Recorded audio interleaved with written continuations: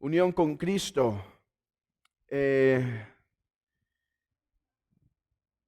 Esta lección es llamada Unión con Cristo histórico-redentora.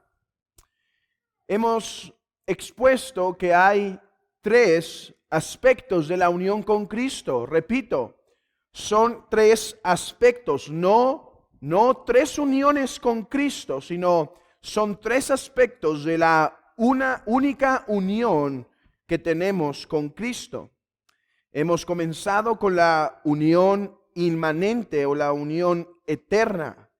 El día de hoy vamos a contemplar la unión redentórico-histórica. La unión con Cristo redentórico-histórica.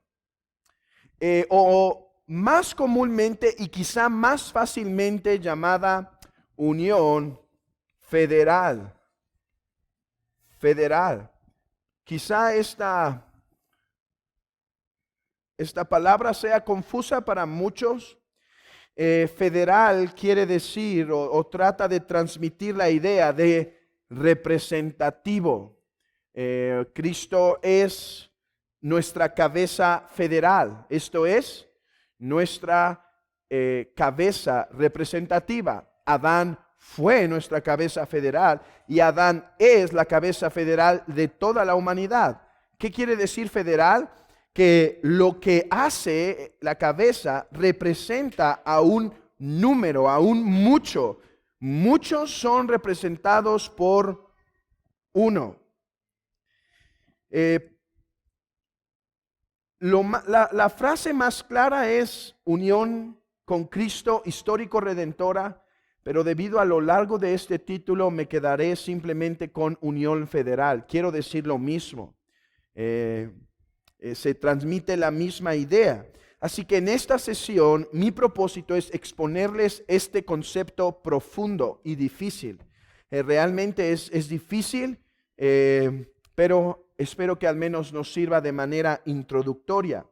Después de esto nos restará solo una unión que meditar o una fase de esta unión. ¿Cuál? La unión mística.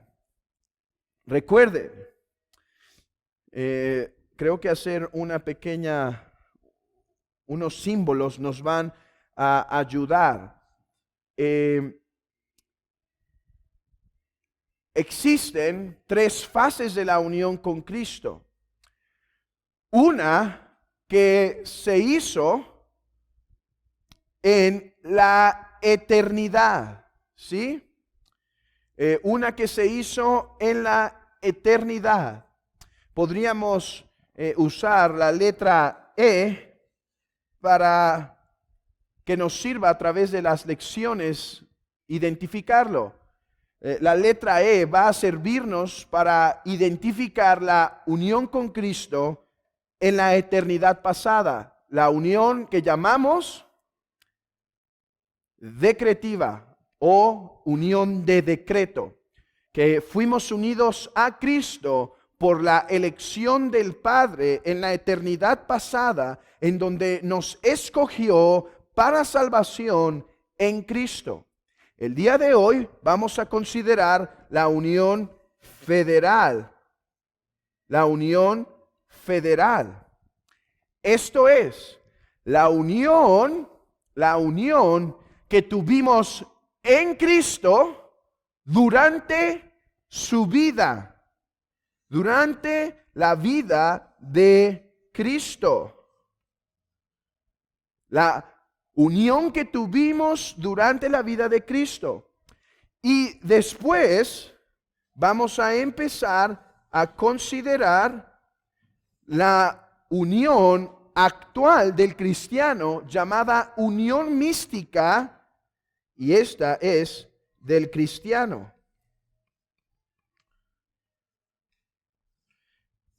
Fe eterna, la unión que tuvimos antes de que el mundo fuese hecho, unión de decreto. La federal, la unión que tuvimos en Cristo, en su vida. Y mística, la unión que tenemos en el tiempo durante nuestra vida.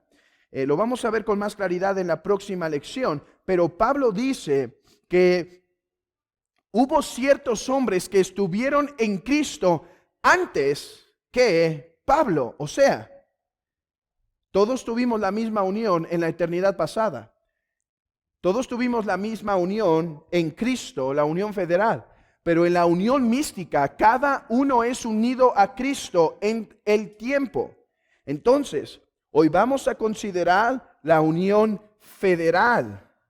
Después de esta lección, nos vamos a introducir, por último, a la unión mística con Cristo, que nos tomará no una lección.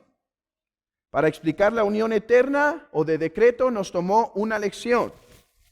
Para considerar la unión federal nos tomará una lección.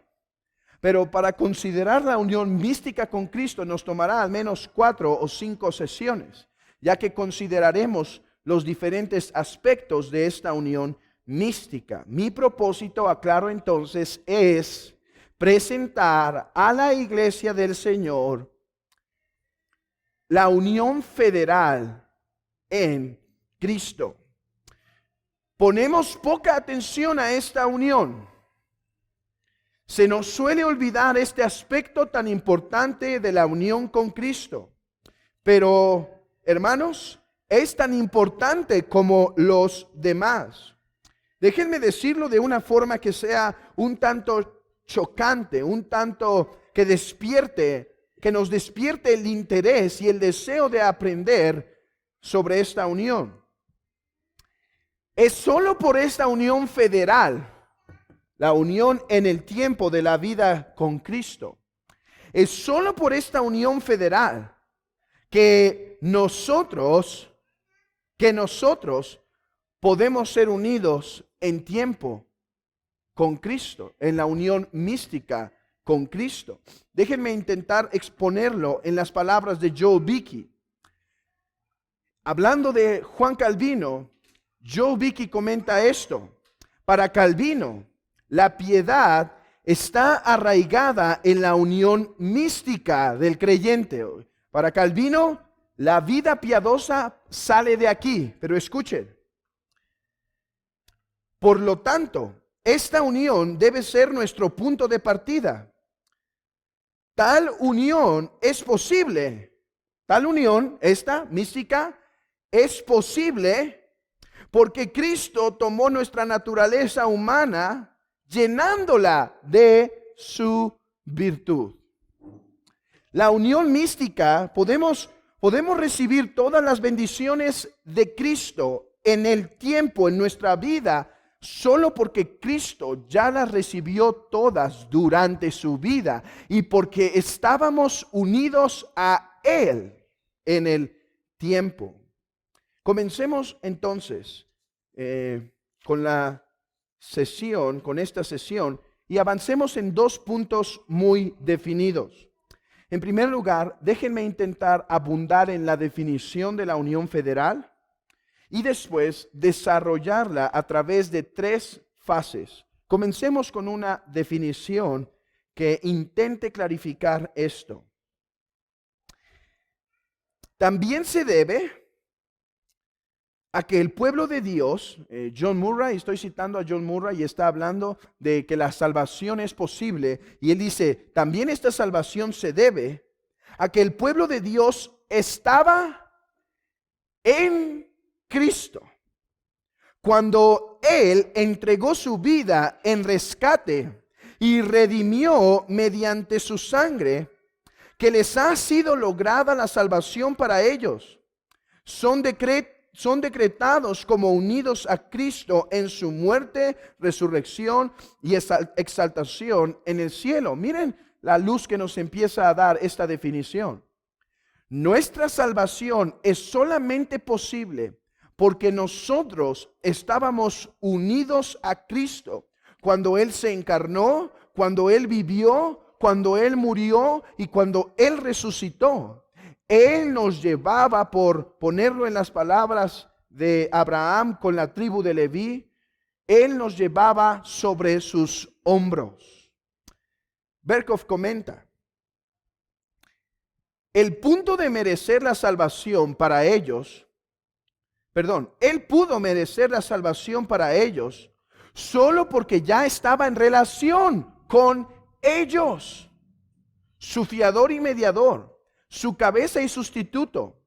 Toda la iglesia estaba incluida en él como su cabeza. En un sentido objetivo, la iglesia fue crucificada con Cristo. Ella murió con él. Ella se levantó con él de entre los muertos y se sentó con él, o está sentada con él en los lugares celestiales. El punto es claro.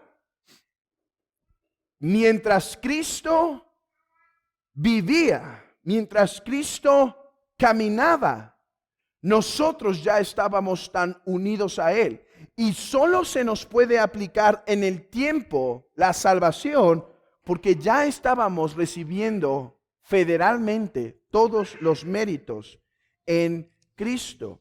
Habiéndonos introducido con esas, espero que sencillas definiciones, pasemos a nuestra segunda parte que nos tomará la mayor cantidad de tiempo, y es desarrollar la doctrina de la unión federal a través de 3 secciones muy sencillas. En primer lugar, consideremos la unión federal a la luz de la encarnación. 2, vida. Y 3, muerte y resurrección. Mi propósito es mostrarles, hermanos, que estábamos unidos en Cristo en cada uno de estos aspectos. ¿Qué es la encarnación? Porque nuestra unión federal con Cristo empieza en la encarnación de nuestro Señor.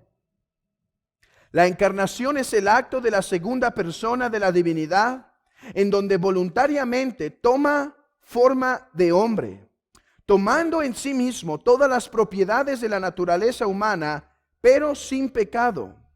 Pero más preciso en las palabras confesionales de Londres de 1689, dice así, el capítulo 8, párrafo 2.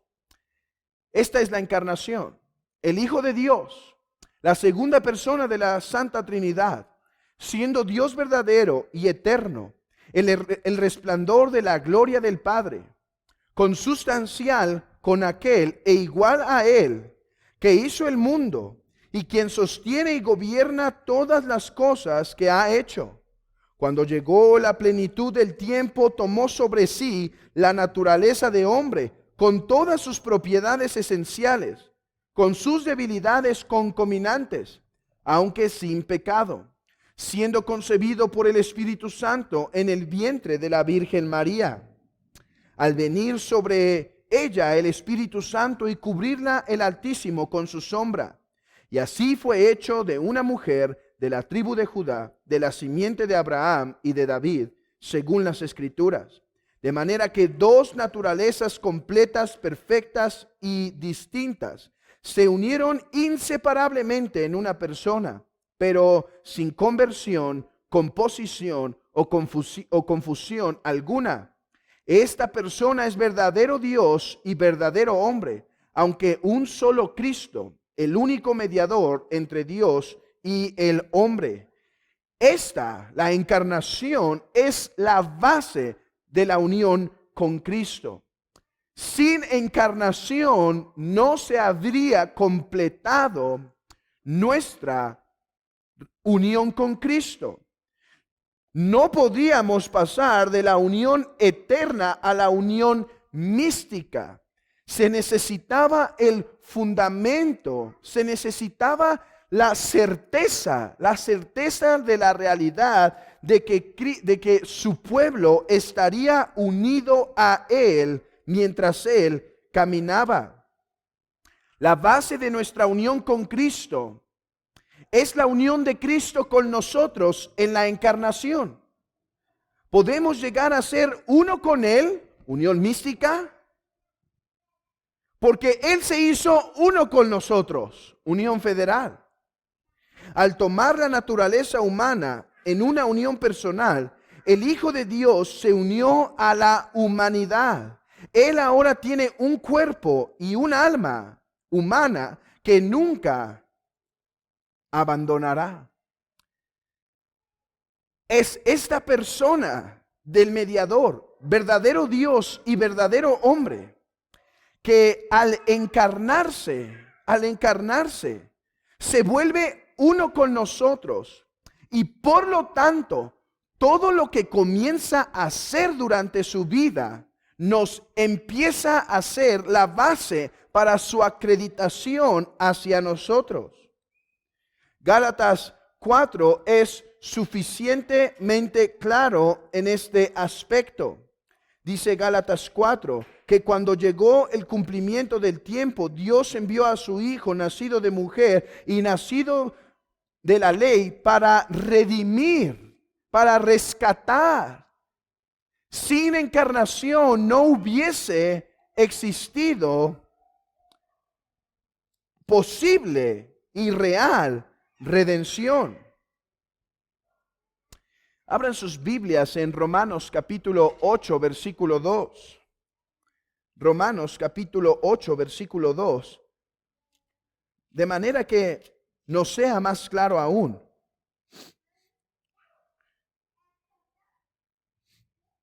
Que en Cristo y por su carne nosotros recibimos redención. Porque la ley del Espíritu de vida en Cristo Jesús me ha librado de la ley del pecado y de la muerte. Vean esto. La ley de la vida del Espíritu en Cristo Jesús me ha librado de la ley del pecado y de la muerte. O sea, la única razón por la que yo soy librado del poder del pecado y de la muerte es porque Cristo tomó carne. Porque lo que era imposible para la ley, por cuanto era débil por la carne, Dios envió a su Hijo Dios envió a su Hijo en semejanza de carne de pecado, y a causa de pecado condenó el pecado en la carne. Consideremos las últimas palabras de este texto. Condenó el pecado. ¿Cuál pecado? Piénsalo así. ¿Cuál pecado condenó en la carne? ¿Cuál pecado condenó Dios el Padre en la carne de su Hijo? ¿Cuál? Cristo no tenía. ¿El pecado de la humanidad? ¿Qué piensan? ¿El pecado de la humanidad? El pecado de aquellos que estaban unidos a Cristo.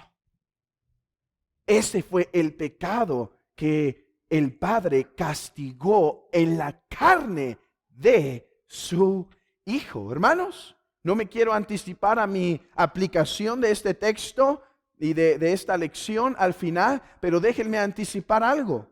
Miren qué seguridad tiene el creyente respecto a la redención en Cristo. Esta se ha realizado real y eficazmente. Hermanos, no hay condenación porque Cristo ya fue castigado en el madero.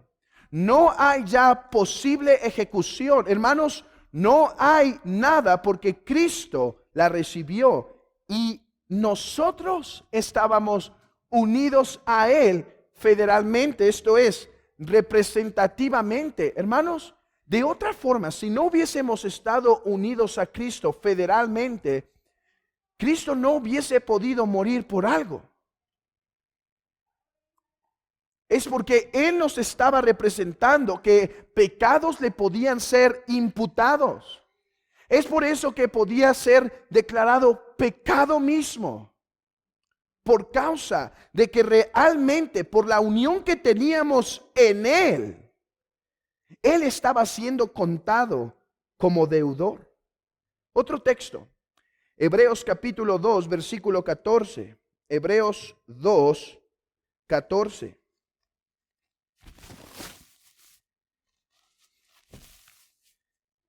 Dice la Escritura: así que por cuanto los hijos participaron de carne y sangre, Él también participó de lo mismo, para destruir por medio de la muerte al que tenía el imperio de la muerte, esto es, al diablo.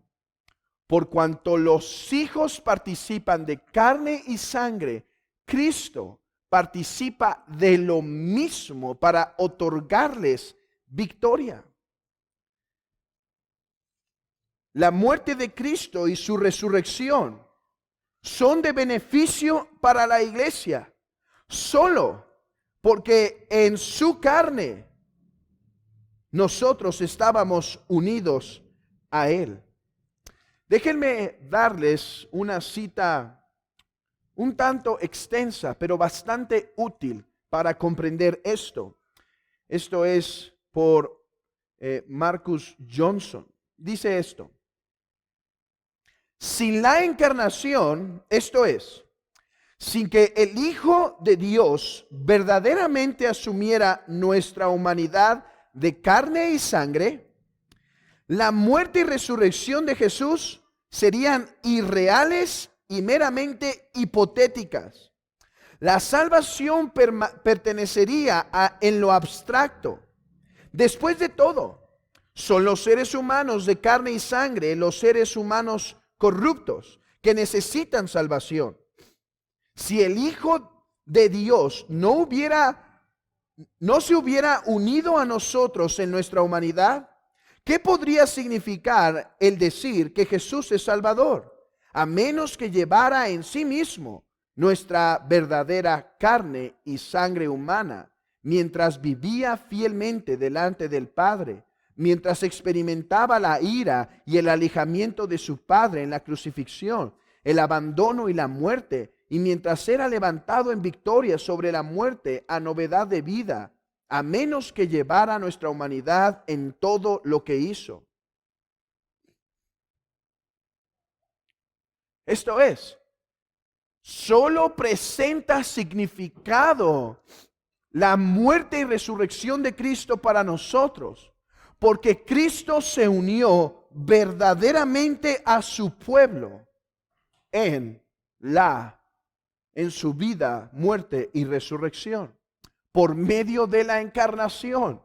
Hermanos, la doctrina de la encarnación no solo es un elemento doctrinal que necesitamos confesar, es la base, es la piedra angular. Confesar que Él es verdadero Dios, verdadero hombre, verdadero Dios en todas las cosas, igual al Padre, verdadero hombre, igual al hombre en todas las cosas, excepto pecado. Esa es la base de nuestra redención. Esa es la base de que Él se une a nosotros, tomando todo lo que nosotros somos, sin pecado, aunque cargando nuestras deudas, como si Él fuera el deudor. Pero pasemos al siguiente punto, y es la vida de Cristo. La vida de Cristo. Mateo capítulo 3. Mateo capítulo 3. Versículo 15. Conocemos el contexto de este texto, y es el bautismo de Jesús. Jesús viene de Galilea a Juan el Bautista al Jordán para ser bautizado, pero Juan, cuando ve que Jesús quiere que sea bautizado, lo detiene de tal acción y dice: que tal no acontezca. ¿Tú vienes a mí? Pero ¿qué responde Jesús? Deja ahora, porque así conviene que cumplamos toda justicia. Entonces le dejó. Jesús es bautizado y se escucha la voz del cielo. Las palabras que merecen nuestra atención a la luz del texto, a la luz de la verdad que estamos considerando, son las siguientes: deja porque es necesario que cumpla toda justicia. Jesucristo se encarna y da y ofrece una vida obediente a causa de que Él tenía que vivir nuestra vida para que nosotros pudiésemos ser acreditados con vida de perfección. Esto es lo que se nos expresa en otro lugar en las Escrituras, cuando el apóstol Pablo nos dice: somos embajadores en el nombre de Cristo, como si Dios rogase por medio de nosotros. Os rogamos en el nombre de Cristo, reconciliaos con Dios. Al que no conoció pecado, por nosotros lo hizo pecado, para que nosotros fuésemos hechos justicia de Dios en Él. Nuestro Señor, debido a la unión que nosotros tuvimos con Él, no solo en su encarnación, pero en su vida, cada paso que dio, cada obediencia que ofreció al Padre, cada buena obra que le entregó, todo su perfecto caminar de obediencia, lo estaba haciendo por causa nuestra. Cuando Él obedecía, nosotros, al estar unidos a Él, recibíamos o merecíamos, legalmente hablando, la justicia de Cristo, porque en Él estábamos. Déjenme usar una ilustración. Pero podemos decir que Él construyó con sus propios actos o sus propias manos, hablando figuradamente, los vestidos que nosotros recibiríamos para estar delante de Dios. Esto es lo que en la teología sistemática es llamado la obediencia activa de Cristo. O sea, Él no solo obedece cuando muere por nuestros pecados, Él obedece desde el momento que se encarna hasta el momento en que muere. Él obedece activamente la ley de Dios. En Él nos encontrábamos. Cada paso que dio, se nos puede atribuir la justicia de Dios, porque cada paso que dio, Él nos cargaba sobre sus hombros. En Él nos encontrábamos. Pero pasemos por último a la unión en Cristo, la unión federal en Cristo, en la vida de Cristo, en su muerte y su resurrección. Si la doctrina de la unión federal con Cristo es clara en un lugar, esto es cuando hablamos de su muerte y su resurrección. Así que si hasta ahorita hay un poco de duda de qué es lo que precisamente nos estamos refiriendo, esperemos saber estos textos en donde se encuentra claramente expresado la unión, cómo Él nos llevaba en sí mismo en su muerte y resurrección. Ahora, quiero aclarar algo. No profundizaré mucho en esto, ya que cuando empecemos a ver la unión mística con Cristo y veamos cómo somos unidos a Cristo en su justificación, en su adopción y demás, vamos a ir viéndolo cada paso, cómo es que somos justificados en Cristo. O sea, nosotros podemos ser justificados porque Cristo ha sido justificado y nosotros por la fe nos unimos a Él y entonces recibimos esa misma justicia que Él recibió. Sé que puede haber dudas, les pido paciencia sobre lo que estoy diciendo. A partir de las próximas semanas lo empezaremos a desarrollar poco a poco. Por ahora, espero que esto sea claro y al menos introductorio para lo que veremos más adelante. Vamos a algunos pasajes para ver cómo es que en Cristo, estábamos en su muerte y resurrección. Abran sus Biblias en Gálatas capítulo 2. Gálatas capítulo 2, versículo 20.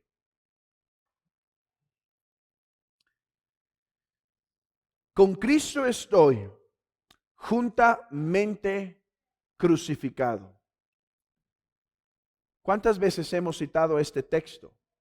Quizá es uno que todos han memorizado. Espero que sea uno que todos han memorizado. Con Cristo estoy juntamente crucificado y ya no vivo yo, mas vive Cristo en mí. Lo que ahora vivo en la carne, lo vivo en la fe del Hijo de Dios, el cual me amó y se entregó a sí mismo por mis pecados. ¿Cuántas veces hemos citado este texto? Pero ¿cuántas veces nos hemos preguntado, ¿cómo es esto posible? Dice, con Cristo estoy, podría ser traducida la palabra griega, conjuntamente crucificado. Hermano, ¿cómo? ¿Cómo es que estás crucificado en Cristo? No estás crucificado literalmente. ¿Cómo es que estás crucificado en Cristo? La respuesta es, porque cuando Cristo estaba crucificado, nosotros estábamos en Él. Romanos 6, versículo 4.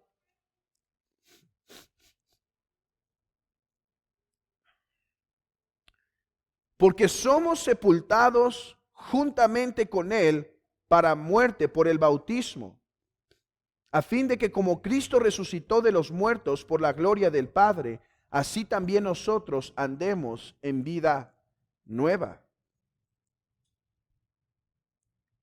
¿Cuándo fuimos sepultados?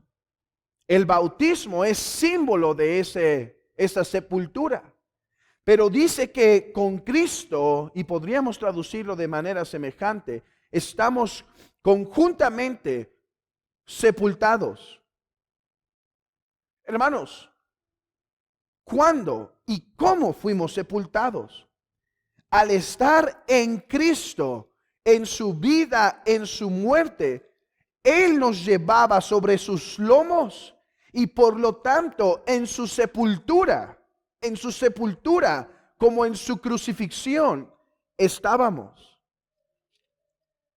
Efesios capítulo 2, versículo 5. Desde el versículo 4. Pero Dios, que es rico en misericordia, por su gran amor con que nos amó, aun estando nosotros muertos en pecado, nos dio vida juntamente con Cristo. Conjuntamente está hablando de su resurrección. Nos dio vida juntamente con Cristo y juntamente con Él nos resucitó. Y asimismo nos hizo sentar en los lugares celestiales con Cristo Jesús.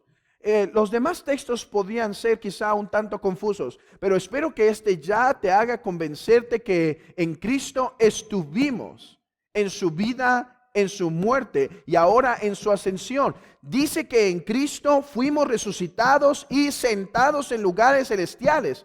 ¿Cómo? Hermano, ¿cuándo fue que te sentaste en los lugares celestiales?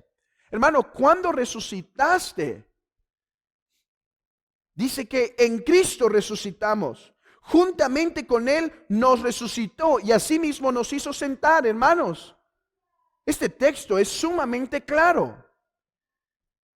Todo lo que Cristo hizo, lo hizo llevándonos en sí mismo. De tal manera que lo que Cristo realizó, crucificado, sepultado, resucitado y sentado en lugares celestiales, se puede decir que su iglesia también. Si pues habéis resucitado con Cristo, hermano, ¿cuándo resucitaste con Cristo? Cuando Cristo resucitó, nosotros resucitamos en Él. Y en el tiempo, al ser transformados, esa resurrección, esa vida del Cristo resucitado nos es dada. Un texto más en Romanos capítulo 8, versículo 17. Romanos 8, 17. Y si hijos también herederos, herederos de Dios y coherederos con Cristo, si es que padecemos juntamente con Él, para que juntamente con Él seamos glorificados. Somos herederos, porque todo lo que Él mereció nos llevaba sobre sí. En cada uno de estos textos encontramos a Pablo identificando identificándonos con una acción realizada únicamente por Cristo, pero apropiada como si hubiese sido de cada uno de nosotros. Escuchen las palabras de Albert Martin. Las palabras que Pablo usó en estos versículos que mencionamos para hablar de nuestra experiencia en Cristo son palabras que nos ponen en la más estrecha relación con Él, en todos sus actos de salvación a favor nuestro. Los actos realizados por Cristo nos muestran una relación íntima con su pueblo. Aquellos que estaban en Cristo desde la eternidad, lo estaban también en Él durante sus padecimientos aquí en la tierra para alcanzar su salvación. Siendo Cristo hombre verdadero, temía los sufrimientos de la cruz, pero oraba: no sea como yo quiero, sino como tú. No se resignaba a morir por la humanidad en general, sino que se entregaba por la salvación de su pueblo. En la cruz clamó: consumado es. ¿Qué fue lo que se quedó consumado o terminado? Pues era que Él había alcanzado o logrado la salvación de su pueblo. Fue consumada la salvación que Él había comprado para su propio pueblo. La doctrina de la imputación ha sido llamada por el catolicismo y ahora por la herejía de la nueva perspectiva de Pablo. Ya lo dije, sí pienso que es una herejía la nueva perspectiva de Pablo.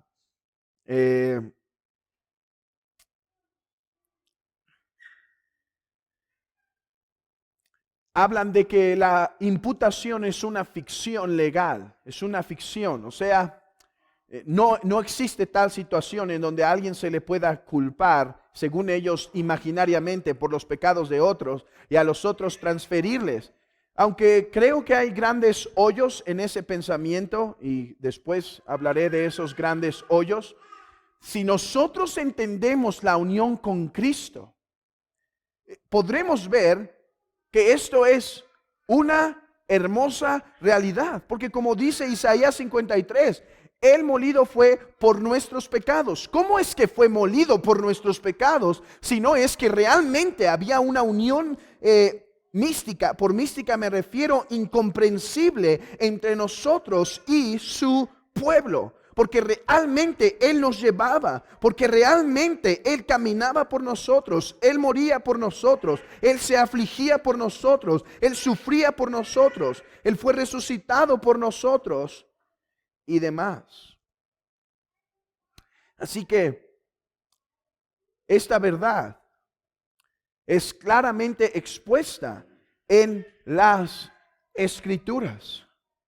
Que en Cristo estábamos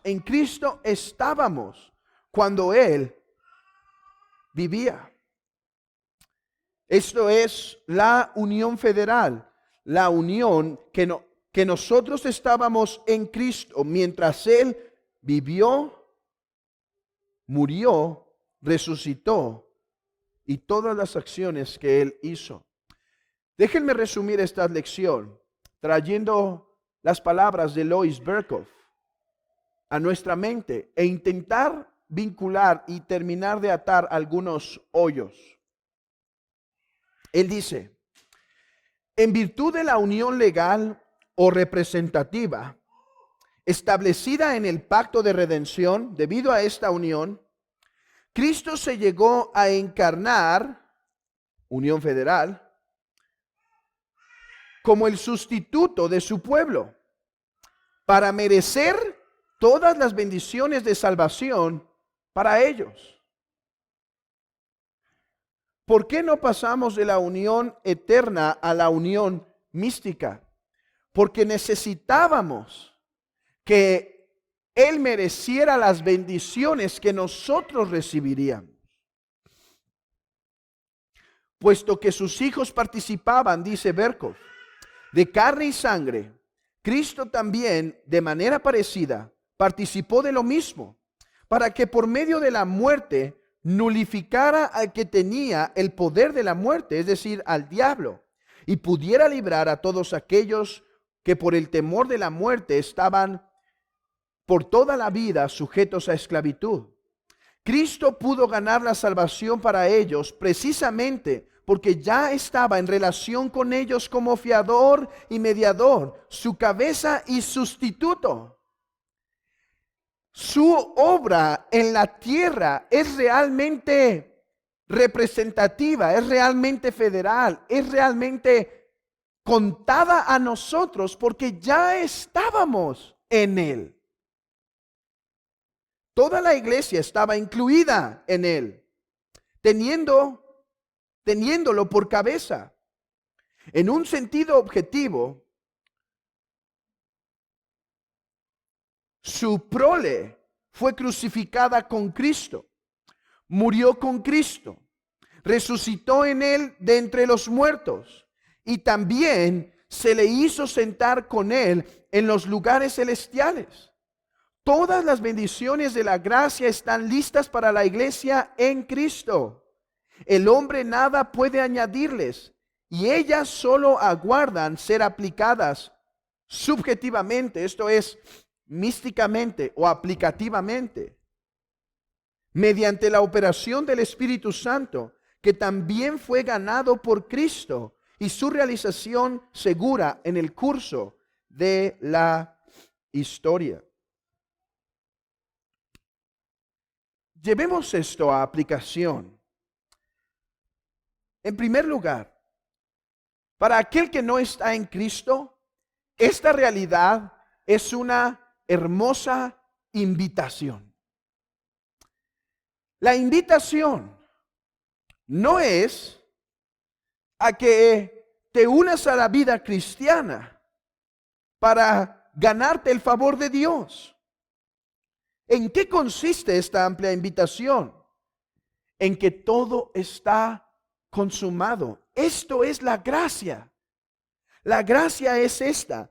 Todo ha sido consumado. No hay nada que añadir. Cristo ya vivió por nosotros. Cristo ya murió por nosotros. Cristo ya perseveró por nosotros.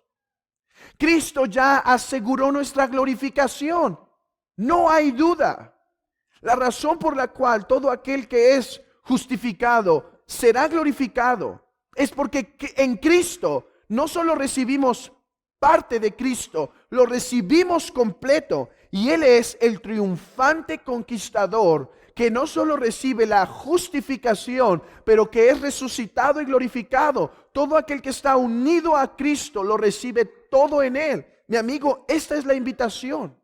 Que por gracia recibas, esta es la oferta, que la gracia te es dada, que en Cristo Jesús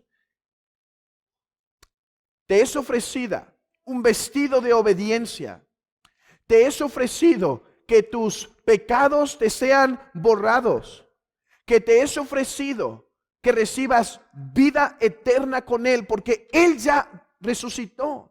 Y esa es la oferta, amigo. Cree en el Señor Jesucristo. Abrázalo por la fe. Confía en lo que la Biblia dice respecto a Él. Que Él ya ha triunfado. Que Él ya lo conquistó. Y podrás ser salvo. Esa es la gran oferta. Oh, gracia abundante. Gracia abundante. Todo está consumado.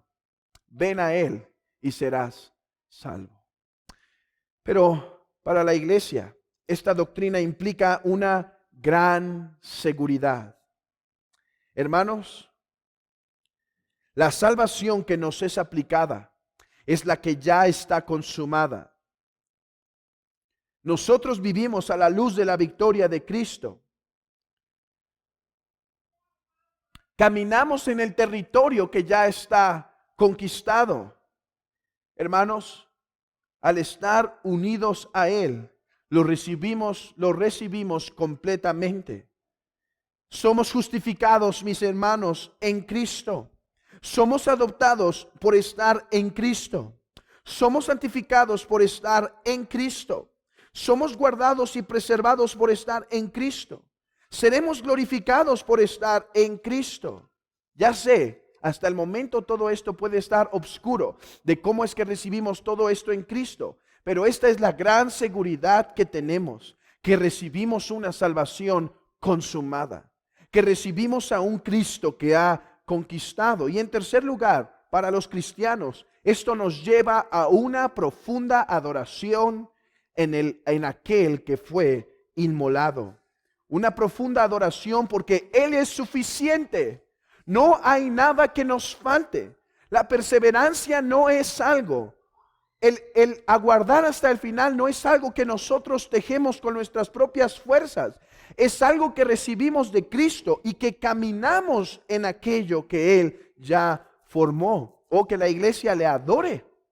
Que la iglesia le alabe por esta gran salvación. Hermanos, estamos seguros en Él.